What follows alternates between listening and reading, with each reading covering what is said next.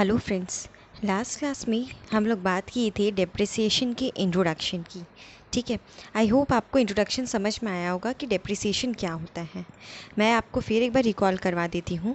Depreciation का मतलब होता है जो हम लोग एसेट्स बिज़नेस के लिए यूज़ करते हैं, जो फिक्स्ड एसेट्स हम लोग बिज़नेस के लिए यूज़ करते हैं और जो यूज़ करने के बाद साल भर साल जब उसका वैल्यू में गिरावट आने लगता है, उस वैल्यू को हम लोग डेप्रिसिएशन बोलते हैं।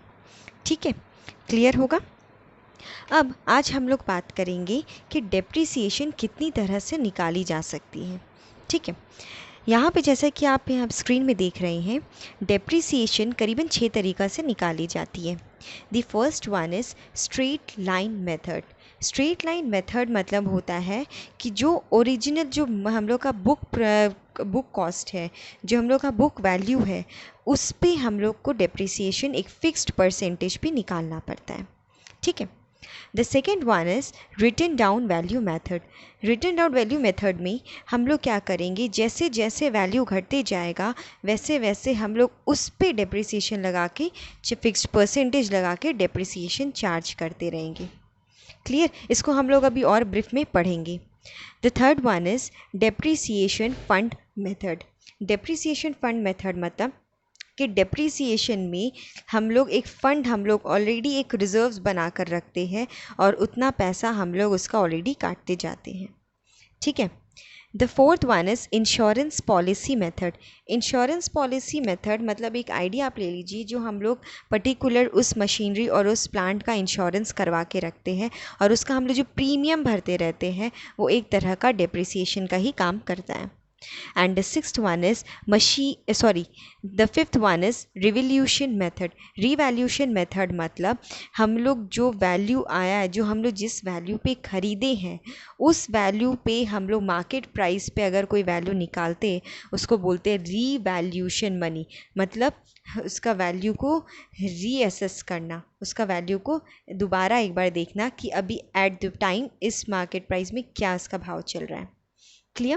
And the sixth and the last one is machine hour rate method. Machine hour rate method मतलब कितने घंटे मशीन चल रही है उस पे भी हम लोग वैल्यू उसका निकाल सकते।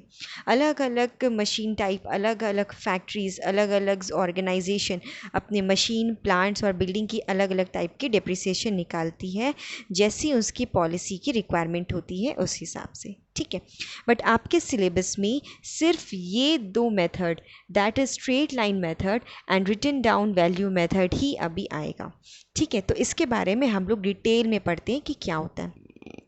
स्ट्रेट सबसे पहले है हम लोग का straight line method.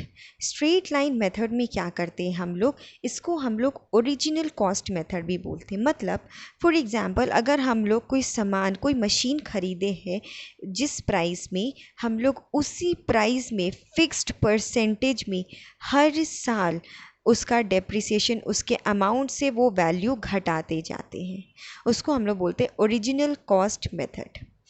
Depreciation is charge as fixed percentage. एक फिक्स्ड परसेंटेज में हम लोग उसको चार्ज करते हैं। ठीक है, किससे चार्ज करते हैं, उसका जो ओरिजिनल कॉस्ट आता है उस पे। कैसे, ईयरली डेप्रिसिएशन, ईयरली बेसिस पे करते हैं। एंड उसका फॉर्मूला क्या होता है, original cost of assets, that is original जो हम लोग कॉस्ट जिस पे ख़रीदे हैं एसेट्स का वो, माइनस जो एस्टिमेटेड वैल्यू हुआ है, मतलब जो हम लोग एक मान के चले हैं कि 5 साल बाद इस पर्टिकुलर एसेट्स का वैल्यू इतना होना चाहिए, उसको एस्टिमेटेड स्क्रैप वैल्यू बोलते हैं, divided by estimated life of this assets. कितना साल ये मशीन चल सकता है उसका जो एस्टिमेट लेते हैं हम लोग, जो एक हम लोग मान के चलते हैं, उस पे हम लोग निकालते हैं depreciation on the basis of straight line method. Clear. अब जैसे आप यहाँ पे एग्जाम्पल देखेंगे, यहाँ पे है if the original cost of assets is ₹1 lakh, that is original cost assets का दाम था, हम लोग ख़रीदे थे 1 लाख रुपया में। ठीक है, स्क्रैप वैल्यू है, हम लोग मान के चले थे जब हम लोग इसको सेकेंड हैंड बेचेंगे तब इसका प्राइस हो जाएगा 15,000। और कितना साल तक ये मशीन चल सकता है, एस्टिमेटेड लाइफ इसका है 10 ईयर्स। तो बताओ डेप्रिसिएशन कितना हम लोग इसका निकालेंगे। तो डेप्रिसिएशन हम लोग इसका कितना निकालेंगे, 1,00,000 minus 15,000 divided by 10, that is 8,500 every year हम लोग इस ओरिजिनल कॉस्ट से माइनस करते जाएंगे।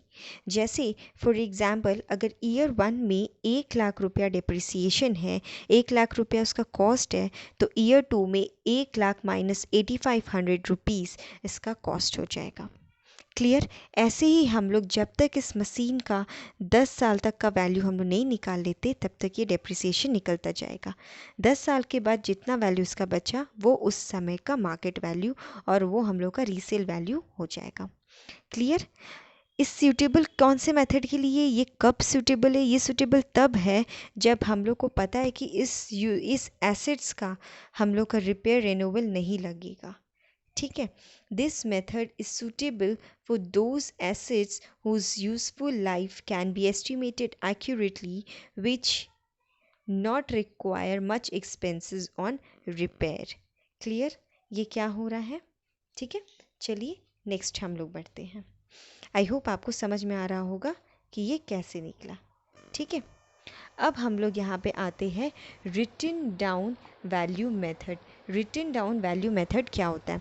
नाम से ही आपको पता चल रहा होगा कि रिटन डाउन मतलब कि हर साल इसका वैल्यू में गिरावट आना, घट जाना। ठीक है। Value of assets goes on diminishing year after year, मतलब हर एक फिक्स परसेंटेज पे इसका वैल्यू में आपका उस अमाउंट से गिरावट आ जाना। ठीक है। The amount of depreciation charged every year also goes on diminishing.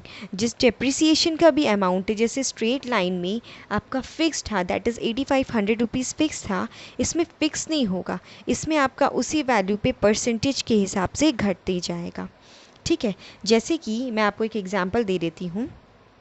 If a machine is purchased for ₹10,000, अगर एक मशीन परचेज़ कर रहे हैं हम लोग 10,000 रुपया का, एंड डेप्रिसिएशन इसमें दे रहे हैं 10% पर एनम, दैट इज़ सालाना हम लोग 10% इसका डेप्रिशिएट कर रहे हैं।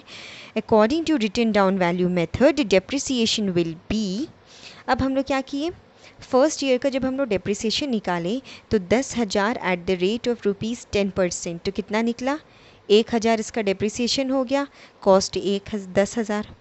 सेकेंड ईयर में क्या हुआ, 10,000 माइनस 1,000, मतलब इसको इससे माइनस करके जो अमाउंट आया दैट इज़ 9,000, उस पर हम लोग 10% निकाले, दैट इज़ 900, मतलब डेप्रिसिएशन का भी अमाउंट देखिए घटता जा रहा है।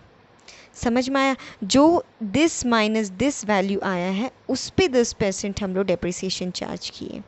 फिर क्या करेंगे, जो 9,000 आया था उस पे 900 माइनस करेंगे थर्ड ईयर में, एंड उस पे हम लोग 10% देंगे, डैट इज़ 810।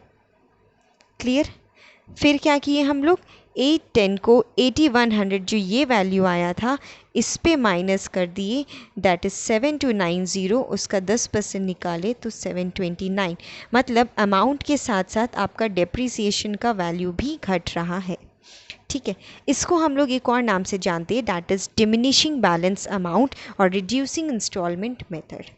ये दोनों मेथड आपके सिलेबस में है और दोनों मेथड आपको जानना बहुत ही ज़रूरी है। आई होप आपको ये मेथड दोनों समझ में आ रहा होगा।